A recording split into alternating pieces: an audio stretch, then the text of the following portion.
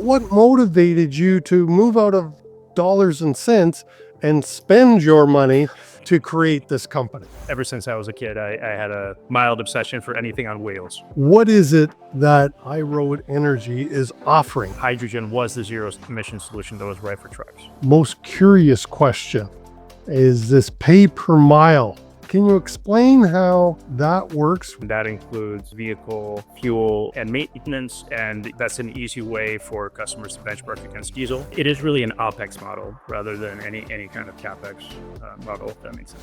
What's different about hydrogen? Hydrogen is very, very energy dense by weight. You can refuel a hydrogen truck in under 20 minutes, much like you can a diesel truck. What if I told you that there is a revolutionary solution that's about to transform the trillion-dollar trucking industry? I really want you to meet Dmitri. He's the visionary behind High Road Energy, who's pioneering a game-changing hydrogen truck service that's not just cleaner for our planet, it's actually more efficient than traditional diesel trucks. They've got a 500-mile range capabilities and 20-minute refueling times. This isn't just another green initiative. It just might be the future of transportation, and it's happening now in Texas and California. Discover how this Ukrainian born entrepreneur is merging his passion for vehicles with groundbreaking technology to solve one of transportation's biggest problems. That's next on the Trucking Risk and Insurance Podcast. Let's go. Welcome to the Trucking Risk and Insurance Podcast. Hey, Dmitri, welcome to the show. Can you take a minute and introduce yourself to our viewers? Yeah, absolutely. Thanks, Chris. It's great to be on the show. Thank you for having me. I am the founder and CEO of High Road Energy. We are a hydrogen truck as a service business. So what that means is we bundle truck, fuel, and maintenance in a simple dollar per mile commercial construct. And we're going to get into that more. But first, you've got to explain to me how somebody that has been in the financial side of things for most of their history, always in energy, I understand that part. But what motivated you to move out of dollars and cents and spend your money to create this company? I guess there's a long answer to that question, and that longer answer is that ever since I was a kid, I had a mild obsession for anything on wheels. So I was born in Ukraine. My mom tells me that from when I was 5 years old, I would sit on our 7th floor balcony and I could tell the make and model of every car that passed by us on the street.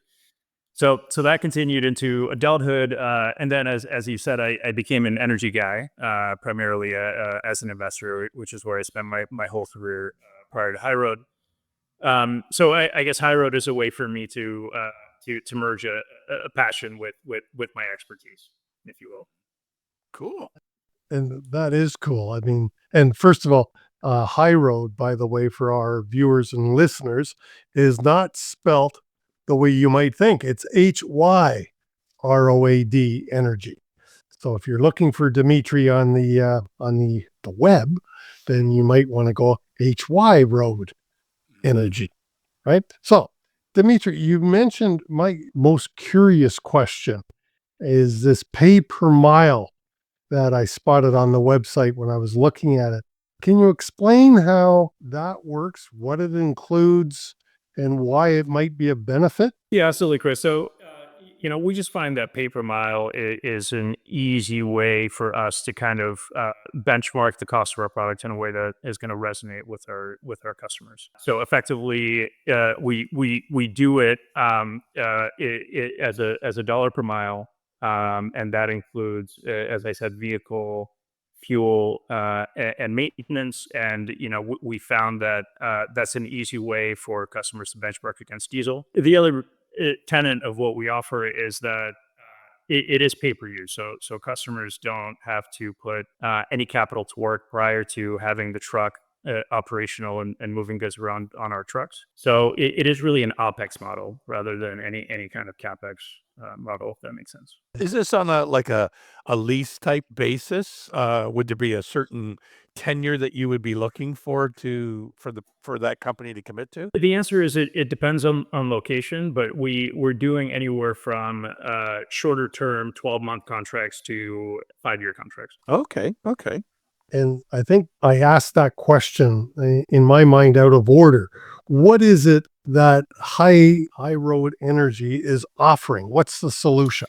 Chris, maybe if I could just back up for a second, and so a little bit more on kind of the journey to get to founding High Road. So prior to High Road, I was an investment director at a very large physical commodity trading business called VTOL, and at VTOL, we spent a lot of time looking at battery electric for light and medium duty commercial applications, and I saw the challenges firsthand and how they would be exacerbated for heavy duty, especially in the US where trucks travel longer distances. So for me, it was a very large challenge and a very large opportunity. 70% of things in the US move around by truck. It's $1 trillion industry. But it's also one that is responsible for a lot of pollution. It's about 9% of carbon emissions in the US. And about half of all NOx and particulate emissions from all of transport. So, for me, it was very important to find a solution, and there was a solution gap for heavy duty transport in the U.S. The more I studied the space, the more my conviction grew that hydrogen was the zero emission solution that was right for trucks. And the reason for that, so there are two zero emission technologies for trucks. One is where the energy comes from batteries. The other one is where the energy comes from hydrogen. Battery electric is challenged as a solution for trucking. And the reason for that is you need a tremendous amount of energy that you move around in every truck. And there are weight limitations to be able to use US roads and highways of about mostly 80,000 pounds. And so batteries are fundamentally not energy dense. And because of that, you have range limitations and you have payload capacity reductions as a result of the weight of the battery. You also need multiple hours to recharge the battery, which impacts vehicle uptime during productive driver hours.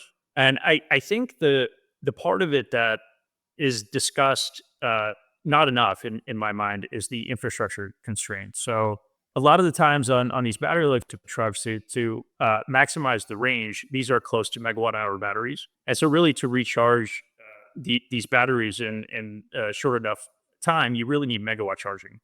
So if you have a truck charging location with megawatt charging that's charging 5 trucks at the same time, that's the equivalent power draw of over 4,000 homes. And so to do that in a fairly remote location along the side of a highway, you need a lot of things to happen. You need grid work, you need substations, you need power generation facilities. All of those things are very expensive.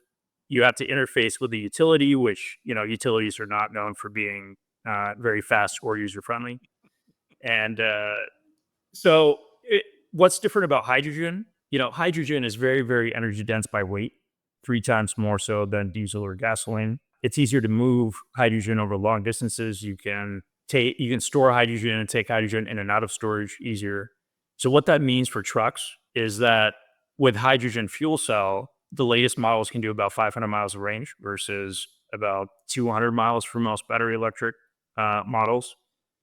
You can refuel a hydrogen truck in under 20 minutes, much like you can a diesel truck.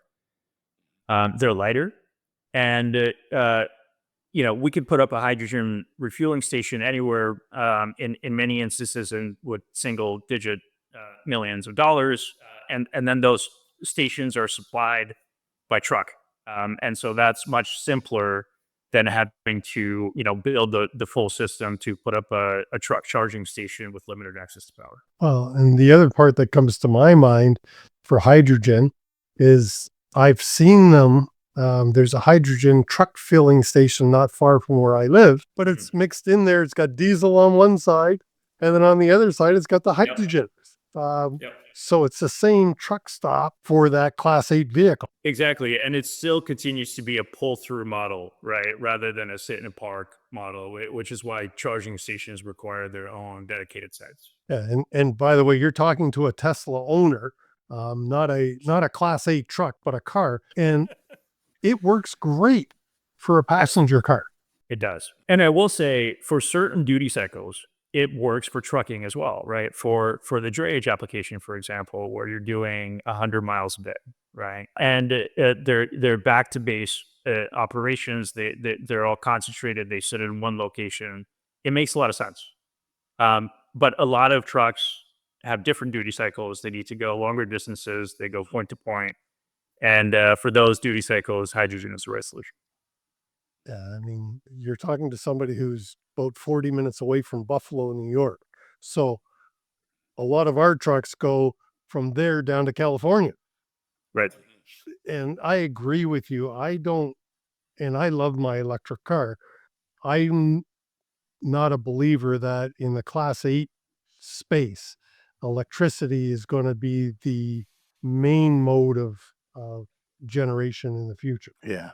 Yeah. Well, it's been complained about a lot because of the downtime it takes to recharge, right? So, in comparison to what you're talking about, Dmitri, with hydrogen versus diesel versus electric, you just lose so much time trying to recharge.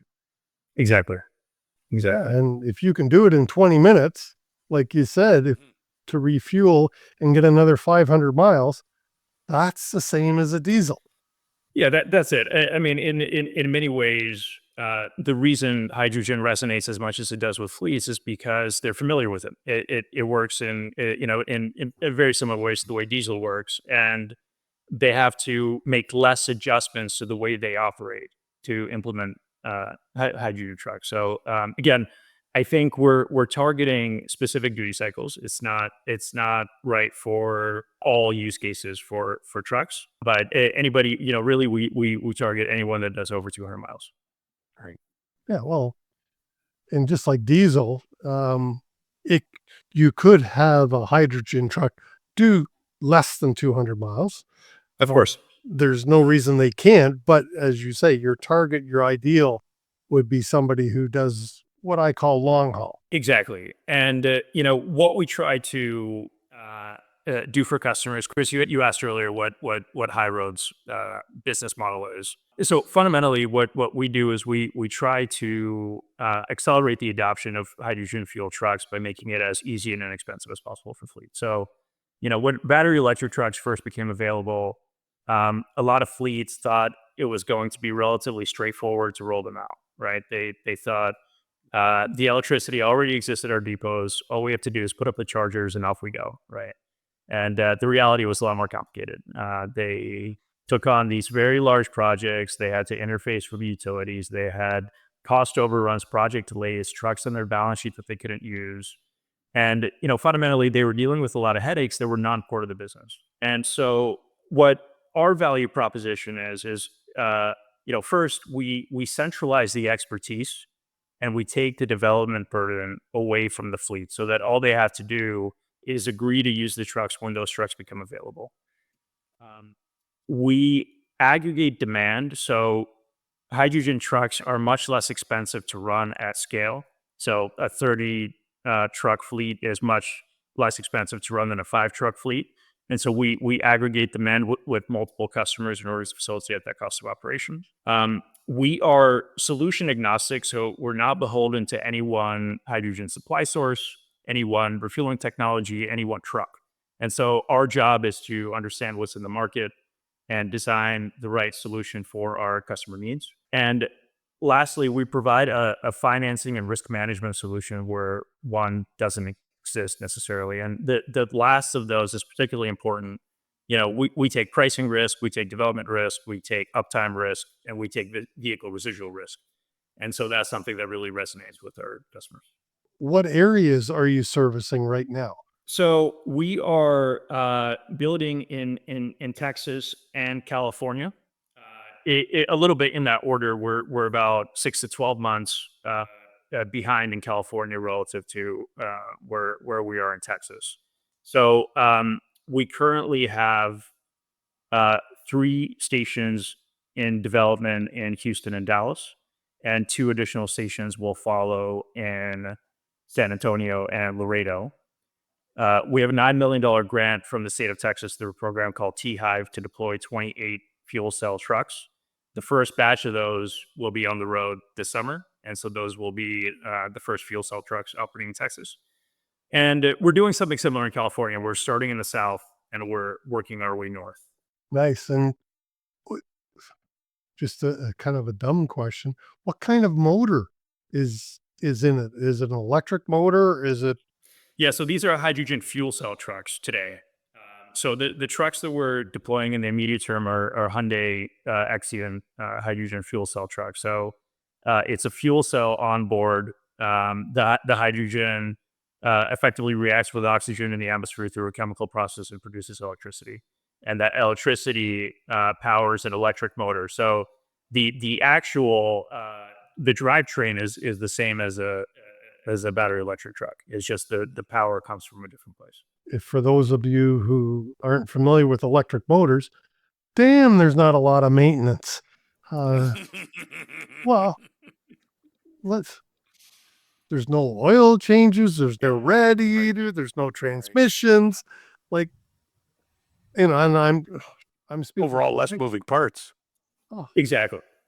And that's one of our value propositions. I also think, drivers really love these trucks. They're quiet, they're easy to drive, they have 2 gears, forward and reverse.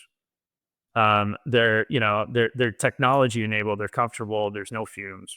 Hyundai just announced their Gen 2 hydrogen fuel cell model at ACT Expo in California last week.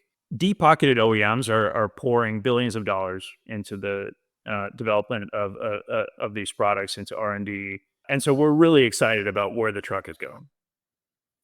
no, I mean, I already said I drive an electric. I'm excited about anything that will help clean the air because I really believe my generation has gone a long way to successfully destroying this earth, the way to grow it. Well, nothing to be proud of.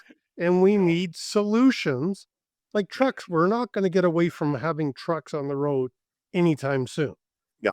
But we need a new solution that will contribute. And I forget you had the stat there, how much we do contribute, and it's a lot. Yeah, And there's a way to fix that. Absolutely. And I think sadly the urgency around it will increase over time. And I think we need to do what we can now in advance of of that urgency to be able to scale and deploy very quickly. And I think the most important thing for us is to build critical mass, and that's what we're trying to do. Yes. Yeah. Well, how many hydrogen stations are around? I mentioned that there's one not far from my home. Is it becoming somewhat popular? So the answer is a little bit different in California versus Texas. So in California had a sort of a state-led development for light duty. They supported both Toyota and Hyundai light duty vehicles. So they have around 60 light duty stations. There are much fewer heavy duty stations. There's a handful. In Texas, there are not. And so our station that will be up and running in the next couple of months will actually be the first hydrogen refueling station. Okay. And in Texas, that's going to be in Houston. We'll be able to do both light duty and heavy duty at that location. Well, there. So and as you say, you're going to be up and running this summer. So this is something that is brand new, that you're servicing Texas and California when you start, basically. Now, me being poor at geography, could I use one of your trucks to go from Texas to San Diego? Not yet is the answer. Not yet. So the way we're thinking about this. So we're starting in Texas for a number of reasons. Texas is really the epicenter of the hydrogen economy in the U.S. It's about a third of all hydrogen production, and about 75% of new projects are in the U.S. Gulf. So you can effectively buy molecules at a very cheap price relative to other places in the U.S. There's also from a trucking perspective, there's a very interesting trucking ecosystem for the hydrogen application in Texas. So Texas has about 10% of all trucks in the US. A lot of those are in the Texas Triangle. So Texas Triangle is Houston, Dallas, San Antonio. And the nodes of the Texas Triangle are kind of 150 to 300 miles away from each other. And so for us, that's a very interesting self-contained ecosystem that facilitates duty cycles that are in our sweet spot in terms of length. So that's what we're focused on first, to be able to kind of create that interoperability to cover the full triangle and then down to Laredo as well. We're doing the same thing in California, and then the plan after those regional ecosystems are fully covered to then link them up. And there is a project ongoing with various research institutions to figure out what the best way to do that, to effectively go across I-10 and link up the California and Texas systems. I gotta believe that's not far along or far away. But now, when I was preparing for this, there was something on your website, on the High Road Energy website, that I found interesting and I didn't understand. And this is something about fueling, a zero loss fueling. Did I say it right? That's right. Okay. Explain that. I didn't know that there was loss in fueling, because there isn't in diesel or gas. Right.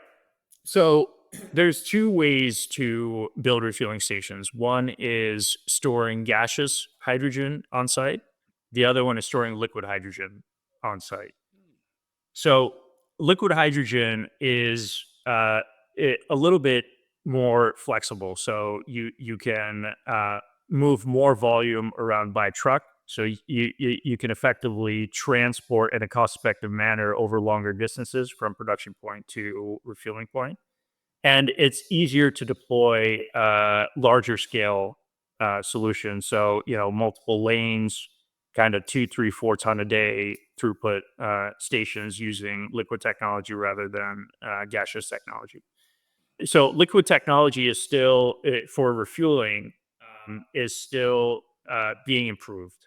And part of the efficiency metrics that are evolving in the industry is about hydrogen boil off. So effectively, liquid hydrogen is very, very cold, and keeping it very, very cold is a challenge. And when heat is introduced through various parts of the refueling operation, there is some level of boil off. And so obviously there's a cost to that. And so what we're developing is a station that has both kind of cutting edge technology for cryopumps. We're partnering with a company called Bosch Rexroth that just developed a two-stage cryopump that we're very excited about. We think is going to be a game changer for efficiency for liquid hydrogen refueling. And we will have actual refrigeration. We're partnering with a company called GenH2, which has a refrigeration solution which keeps the hydrogen cold and can actually liquefy a small volume of hydrogen that has been gasified. And so with those two solutions, we believe we can get pretty close to zero boil off for that station. That is interesting. In my mind, I'm thinking hydrogen sounds an awful lot like me filling up my propane barbecue tank. Yep. It's extremely. Yeah, I was thinking the same thing, the propane side of it. Yeah. A hydrogen tank kind of looks like a propane tank. It's okay, like, because I've never seen one of these trucks yet, and I've obviously never fueled one. So it's similar to fueling up a barbecue propane tank. Is that? It's actually similar to filling up a diesel truck. I mean, you pull up. You have the difference is the nozzle attaches and clips in.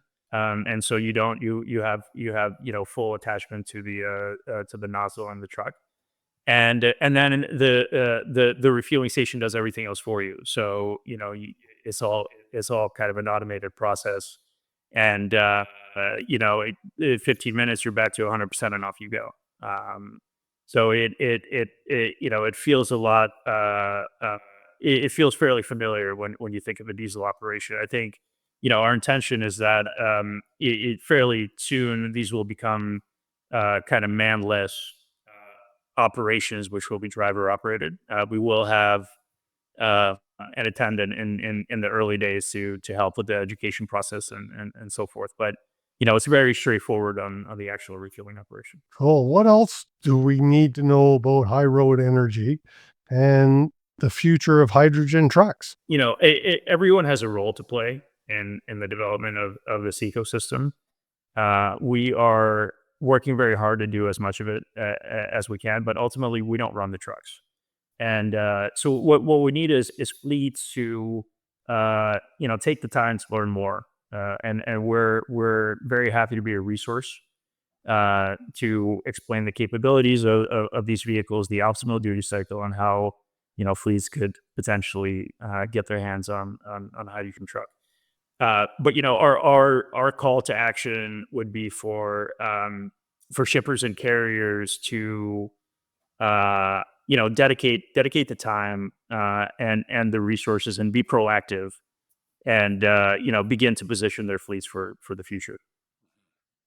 Well, that and shippers and receivers could start asking, what are you doing? How green is your fleet? Are you using any alternative fuel vehicles yet? Because they are, I don't want to say cutting edge, because I think that sounds like they're new and mysterious. Hydrogen vehicles, I think, have been around a number of years. Hydrogen Yes. trucks, I've been reading about them in the news for several years. So they are around, and I think it's proven and tested. And we're just now getting around to developing the infrastructure to support them. Absolutely, that's absolutely right. I think ultimately, I mentioned critical mass earlier on. I think the most important thing for us as an industry is scale, and we need scale on low carbon hydrogen production. We need a repeatable and scalable refueling solution. We need scale on truck manufacturing. I think it's also important to remember that we're earlier on the maturity curve for hydrogen fuel trucks than we are for battery electric trucks. So, we expect that the technology improvement will be at a faster rate. But all these things are happening, so we just need everybody to work together to make this happen. And we see all of this happening, and we see costs come down at a very fast rate as a result. And for those of you who need more information, Dmitri's contact info is in the show notes down below. So please reach out. Dmitri, last word. What haven't you said that you wanted to get out there? I think use this as a resource. That's what I would say. Use this as a resource to learn more. We're happy to take the time, even if it's just a information gathering exercise. We're very happy to engage because education about what we do and about the vehicle and the ecosystem is absolutely critical to our business. And so please reach out and we hope to hear from you. And if you're based in Texas, you should be reaching out. And if you're in Southern California, you probably should be reaching out, as they say. But Dmitri, thanks so much for coming on to the show. Yes, thank you, Dmitri. Thank you both. Dmitri, thanks so much for coming on to the show this week. Really appreciate it. And our viewers and subscribers, I appreciate you. And if you enjoyed the show, please leave us a like, give us a click, and share the word. Thanks so much. We'll see you next week on the Trucking Risk and Insurance Podcast. We're out of here.